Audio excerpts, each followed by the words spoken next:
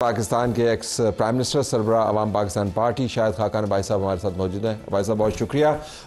आपने आज press conference की, अपना फेमिलियर थीम आपने दोहराया। आपने कहा कि सबको मिल बैठने की ज़रूरत है। सियासी बहरान का जिक्र किया, दहशतगर्दी का जिक्र किया, बलूचिस्तान का जिक्र किया, मुआशी मामलात का जिक्र किया। अब आपके पास अपनी पार्टी का एक प्लेटफॉर्म है और आप सीनियर सियासतदान हैं, आप प्राइम मिनिस्टर रह चुके हैं। आप क्यों नहीं स्टेप लेते, कौमी यकजहती कॉन्फ्रेंस क्यों नहीं कॉल करते? नहीं, देखिए, ये मैंने बात तो कर दी है ना। मैं तो चाहता हूँ वो हल निकले। तो अगर किसी और के पास कोई बेहतर हल है, मैं उसके साथ चलने को तैयार हूँ। किसी हल को लिए आप इनिशिएटिव लेना। नहीं, इनिशिएटिव देखिए, मैं इनिशिएटिव लूँगा तो कहेंगे पता नहीं ये इस वजह से कोई ढूंढ रहे हैं। ये इनिशिएटिव जो आज इक़्तिदार में है या अपोजिशन में है, जो पार्लियामान के अंदर है, ये उनको लेना पड़ेगा। और इसके अंदर इनिशिएटिव में आपको जुडिशरी भी शामिल करनी है और फौज को भी शामिल करना है। ये सिर्फ पॉलिटिकल डिबेट से फ़ायदा नहीं होगा। लेकिन वो फिर मैकेनिज्म का पुरानी डिबेट हो जाएगी कि मैकेनिज्म में क्या होगा, जज कहाँ पे बैठेंगे, जर्नैल कहाँ पे बैठेंगे, इमरान खान जेल में से निकलेगा, कौन बैठेगा। इट साउंड्स ग्रेट कि सब बैठे, लेकिन अमली तौर पर मुमकिन नहीं है। सर, ये फिर मुमकिन करना पड़ेगा ना। तो आप ये कोई बहुत बड़ी बात नहीं है कि मुल्क आपका कहाँ पर खड़ा है।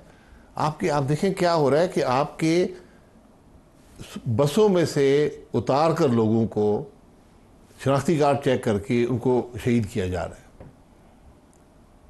है। ये हमारे मुल्क में आज हो रहा है और हम कुछ करने को तैयार नहीं है। हम इसमें सोच नहीं रहे क्या इसका हल है। There is a pattern to it. हम सारे ये वाक़यात देख रहे थे, ज़ाहिर है सबका दिल दुखा हुआ है इसके ऊपर, बल्कि मुझे तो लगता है कि इसके ऊपर कौमी परचम भी सरनगू होना चाहिए। It's such a big tragedy.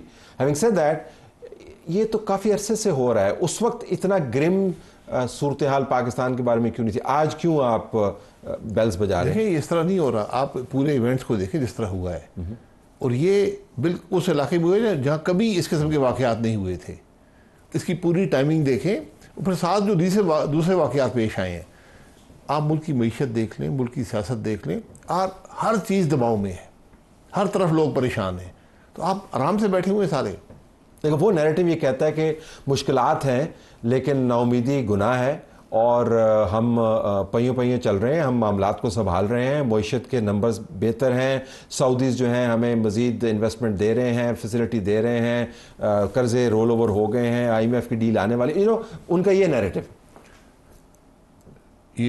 है। तो फिर मुल्क में इतनी मुश्किलात क्यों हैं? लोग क्यों परेशान हैं? आपको लोगों की परेशानी के आप ये चंद पैरामीटर्स की बात मत करें। आपके मुल्क में इन्वेस्टमेंट आ रही है, एक पैसे की इन्वेस्टमेंट नहीं आ रही। आज नेट आउटफ्लो है, मुल्क से पैसा बाहर जा रहा है। दुबई में दूसरे नंबर पे पहुंचने लगा है पाकिस्तान। तो आप इस खाम ख्याली में रहते हैं कि जी वो स्टॉक एक्सचेंज ठीक हो गया। IMF का क्या हुआ? वो हो जाएगा ना। हो जाएगा। फाइनेंस मिनिस्टर साहब कह रहे हैं कि हो जाएगा। सर, सोचने की बात है, क्यों नहीं हुआ? ये हम चाहते हैं ये हो। हर पाकिस्तानी चाहता है कि कम से कम इस मसले से बाहर निकले। अब नहीं कर पाए ना। मैं उन बातों में नहीं जाता जो हकीकत है। सब जानते हैं जो लोग ये काम करते हैं। हम तो देख के नजर आ रहा है हो क्या रहा है, क्या हो रहा है। नहीं, वो छोड़ें उस बात को। वो हमारे मुल्क के लिए अच्छा नहीं है, उसकी बात करना भी ठीक नहीं। अगर नहीं हो रहा तो नतीजा सामने आ गया, आपके ख्याल के मुताबिक उसमें डिले आ गया, तो फिर अब डिले की वजूहत है ना कि आपसे नहीं हो पाया। जो पहले काम आप बासानी कर लेते थे, इस दफ़ा आपने पैसे अरेंज करने थे, फॉरेन एक्सचेंज, जो भी है 3 बिलियन हमने करना था, वो नहीं हो पाया आपके ख्याल में? जो भी है नहीं हो पाया ना, नहीं हुआ। ये हम बासानी कर लिया करते थे, इस दफ़ा तो एतमाद आप पे नहीं है। इस वक्त आप मुश्किल में है ना। मैं यही कह रहा हूँ, एक मुल्क जो मुश्किल में है वो हाथ पैर मारता है। जब तकलीफ में आप हो, आप हाथ पैर मारते हैं। हम आज क्या बात करें, 7 जज और लगा दें जी सुप्रीम कोर्ट में। मैं हैरान हो गया आज बिल देखकर कि आज ये पाकिस्तान का मसला है और आप एक दिन में वो बिल पास कराना चाहते हैं। तो राना साहब से मैंने बात की, वो कहते नहीं, वो उसका अपना ज़ाती मामला था। किसका? जिन्होंने बिल पेश किए, वो कह रहे हैं हमारे हुकूमत को ऐसा काम नहीं करना चाहती। नहीं करना चाहती? नहीं। तो किसका ज़ाती मामला था? वो कह रहे थे जी कि वो प्राइवेट मेंबर का था, निहाल साहब ने खुद ही कर दिया, फिर वो हमें रिप्रेजेंट नहीं कर रहे थे। That's what he said. So but I take your point कि इस वक्त जो आपको फोकस नजर आता है वो किसी और जगह पे नहीं। कोई हल बता देना। आपके पास कोई हल है किसी और के पास? मैं हर हल सुनने उसके साथ चलने को तैयार। वो कहते हैं जी हल ये है कि प्रोसेस चलता रहे और अगले 2 क्वार्टर्स के अंदर आपको आहिस्ता आहिस्ता प्रोग्रेस नजर आएगी। कैसे? कौन सा ऐसा मुद्दा यहाँ पर हो रहा है? वो कह रहे हैं कि अक्टूबर नवंबर के अंदर IMF का मामला तय हो जाना है, सऊदीज़ की इन्वेस्टमेंट आ जानी है, दहशतगर्दी को हमने कंट्रोल कर लेना है, तो चाइनीज़ इन्वेस्टमेंट जो है वो सर चढ़ के बोलेगी। आई एम जस्ट गिविंग मोटी मोटी चीज़ें हमें बताई जाती। Your take? सर ये कुछ खाम ख्याली है, यकीन करें। मैं थोड़ा बहुत इन मामला से मैं हमेशा पेसिमिस्टिक बात करते हुए घबराता हूँ। मैं हमेशा आउटलुक करता हूँ। पिछले 1.5 साल से आपने सिर्फ पेसिमिज्म की बात आपने कहा कि तबाही आ रही है, हालात ख़राब हैं, मुल्क जो है आपके सामने है। मैंने इलेक्शन के बारे में वो कहा था कि ये इलेक्शन आपको मुश्किल देंगे, ये खराबी है, बहुत बड़ी खराबी पैदा करेंगे। आपने इलेक्शन से पहले मुझे और भी बातें बताई थी। आपने ये भी बताया था कि इस तरह काम नहीं करना चाहिए, इनको जैसे होगा गले पड़ जाएगा, वो पड़ गया गले। ये जो मिसप्लेस्ड ऑप्टिमिज्म होता है ना, बड़ी खतरनाक चीज़ होती है। आप जब आप कोई चीज़ को सपोर्ट नहीं कर रही, अपनी मईशत को देख लें, अपनी सियासत को देख लें, अपनी सिक्योरिटी सिचुएशन को देख लें, हर तरीके से आप मुल्क स्ट्रेस में है, मुल्क दबाव में है। तो आपका ख्याल है कि जो मरकज़ी हुकूमत है उसके हाथ में कुछ नहीं है, ये बेलगाम किस्म का निज़ाम है जो चल रहा है इस वक्त, और हालात? सर कुछ नहीं, क्या होता है, हुकूमत के पास इख्तियारात होते हैं ना, वो काम करे। जब हुकूमत को पता हो मैंने काम क्या करना है। आपको आज इस मुल्क के निज़ाम में मैसिव रिफॉर्म चाहिए। आपने एक चीज़ को इनिशिएट नहीं किया, एक रिफॉर्म आपने इनिशिएट नहीं किया, आप कैसे हालात दुरुस्त करेंगे? टॉप के ऊपर क्या रिफॉर्म है? जिसको मर्जी, टॉप पे कोई नहीं होता। टॉप पे अगर पूछते हैं आप, दुनिया क्या करती है?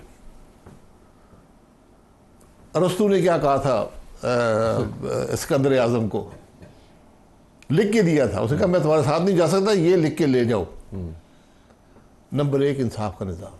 ठीक, जब इंसाफ का निज़ाम नहीं होगा तो मुल्क नहीं चलेगा। तो अदलिया आज़ाद है, वो अपने मर्जी से फैसले दे रहे हैं। आज़ाद है। आपका इंसाफ का निज़ाम से अदलिया नहीं होता। पुलिस का निज़ाम भी है, एडमिनिस्ट्रेशन का निज़ाम भी है, बुनियादी हकूक़ भी हैं, आपकी ह्यूमन राइट्स हैं, ये सब चीज़ें मिलकर इंसाफ का निज़ाम बनता है। तो आप इस तरह की अगर आप ये चीज़ें गिनेंगे तो फिर फ्रैंकली इस इंडेक्स के ऊपर तो दुनिया के बहुत सारे ममालिक हमारे साथ साथ है। इवन हिंदुस्तान के मैं देख रहा था इंडेक्सेस, वो तो ऐसे ही हैं। तो फ़र्क क्या हुआ? ये मैं कह रहा हूँ किसी मुल्क के बारे में भी ये बात की जा सकती है जो हमारी कैटेगरी के अंदर हो। ये बांग्लादेश के बारे में भी की जा सकती है, ये श्रीलंका के बारे में भी की जा सकती है। नहीं की जा सकती। बांग्लादेश के बारे में हालत हमारी है ना, जो हालत हमारी है वो किसी की नहीं। ये क्यों आप कहते हैं? फिर आप कहते हैं मैं आपको बता रहा हूँ, आपको इंसाफ क्या मिलेगा? आप जाएं अदालत में, जाएं किसी अदालत में जाएं। सुप्रीम कोर्ट के पास कितने केस पड़े हुए हैं? 60,000। तो क्यों?